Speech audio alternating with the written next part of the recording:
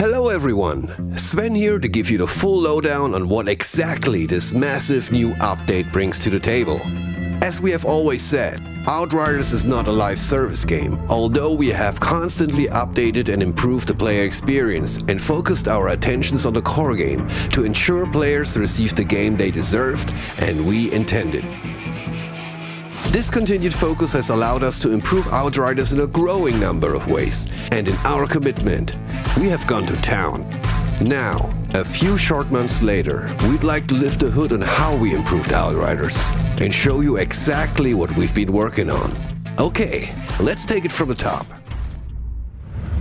When Outriders originally launched, the endgame experience players were having sadly didn't quite align with what you wanted and what we expected. This was arguably our greatest challenge to resolve. Rewards for expeditions were granted based on how quickly you could complete an expedition. For most players, this meant forcing themselves into a specific playstyle based on damage per second only. This stifled build diversity and the tremendous creativity our players bring to the table. Expeditions now have no timer by default. In this new system, finishing an expedition, regardless of how long it takes, will earn you that expedition's reward. Rewards have also been equalized, so that even expeditions that fundamentally take longer to finish will still be respectful of your time as a player and will feel rewarding to complete. This means that you won't need to sprint to the end of an expedition in order to get the best possible loot. You can take as long as you want and play and experiment with the character build of your choosing, all without being punished. You can still run a timed expedition if you prefer, but this would be only for bragging rights, not for improved rewards. At launch, grinding for legendary gear wasn't fun and didn't feel rewarding enough, even when playing on the highest difficulty levels. It was also very hard to find specific items due to the random nature of the system. Since then, we've implemented a 100% increase to all legendary drop rates, globally. We also developed an anti-duplication system, which reduces the likelihood of players getting items they already own. Furthermore, another change made to expeditions that will benefit legendary loot hunters is the final mission, the Eye of the Storm, will now grant you a pick-and-choose legendary item reward upon completion. You'll be able to choose one of 3 gear pieces, with your options being randomly pulled directly from the full loot pool. Finally, we've also made Tiago more useful. Tiago's shop now offers options for a mystery legendary purchase, and you can spend drop pod resources to re-roll this elite offer. Getting all the legendary gear in the game is all well and good, but what if you want to look a certain way, but your build relies on mods or a set bonus that is only available on a certain piece of gear? It's one of the most requested features from you so far. We've added transmogrification, which will let you change the visual aspect of an item to that of another item of the same type. For weapons, it also includes all sounds. Pretty cool, huh? Transmogging is entirely free. No convoluted systems, microtransactions or in-game resources required, and there's no limit to how often an item can be transmogrified. As soon as you've acquired an item, you will also acquire its transmog design. Your transmog library spans across your entire account, meaning it collects designs from all your characters in your roster into one pool. Let's check out a few examples. Say you really love the look of your Devastator legendary gear set, but you just wished your badass trickster could wear it, while maintaining your perfect trickster build. With just a few clicks in the visual customizer, your wish can now become a reality. After changing the look from the Trespasser set to the Marshal set, your trickster build with all its abilities is still the same, but now you're sporting a mean Devastator look.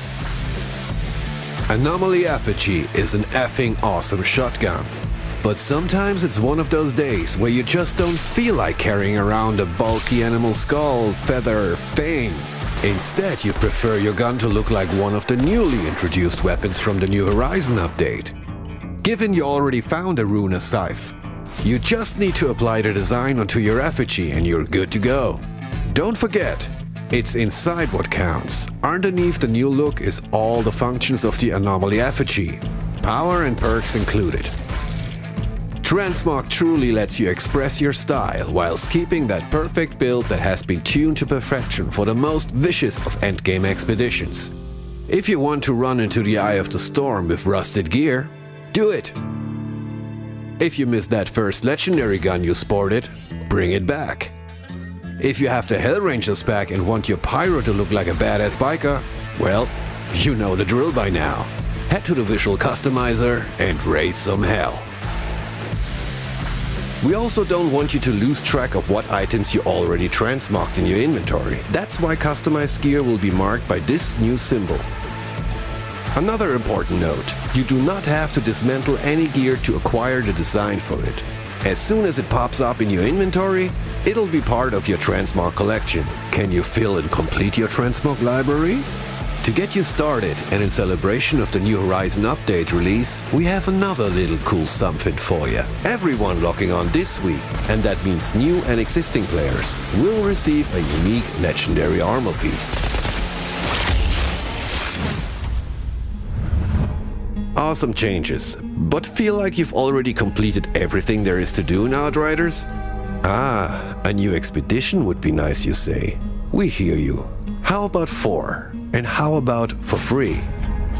We added 4 brand new and massive expeditions, taking you to previously unexplored areas of Enoch, each featuring an exciting mini-story, connecting you with characters and events experienced in the main campaign. Molten Depths will send you back to Eagle Peaks. When a drop pod signal activated, Dunham investigated and found a hidden power station. In order to take it back online, she wants you to clear out the station from any unwanted tenants, no matter the size, shape and form.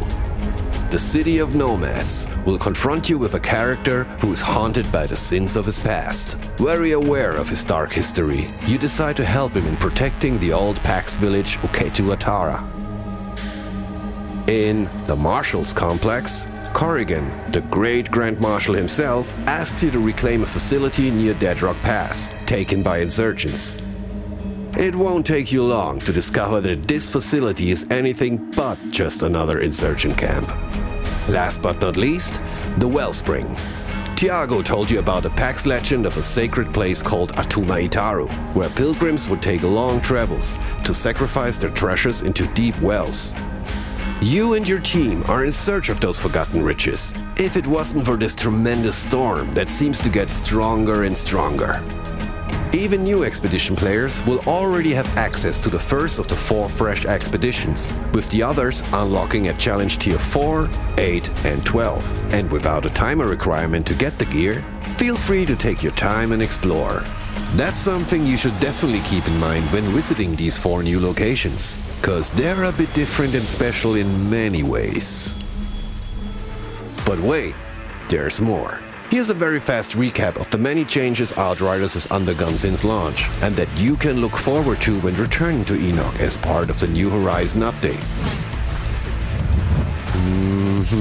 Yeah, I know, you just love to hum along to the tune of the opening video, but we reckon you've probably seen the intro one too many times now. Check it out. With the New Horizon update, you're able to skip it and get into the game much quicker now. Hey, you're welcome. For console players, we've added a number of new control settings and customization options.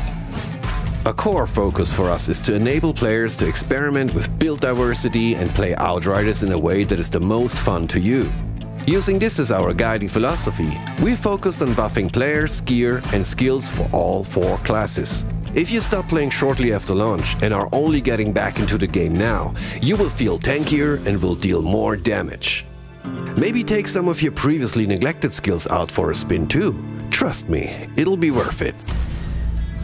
Here's how we improve the multiplayer experience. We now have fully functioning crossplay across all platforms, including Stadia. Matchmaking rules have been improved to enable players to find better connections that have less lag, rubber banding, or disconnections. We also implemented a matchmaking rule to check for AFK players, to help you find active partners and get into the game quicker. A kick protection from expeditions has been implemented. You can no longer be booted from a session before claiming your expedition reward. And I mean, what kind of jerk would do something like that anyway? We also greatly reduced multiplayer crashes and disconnection issues, leading to an overall much more stable experience. Whew. And I think that's actually about it for now.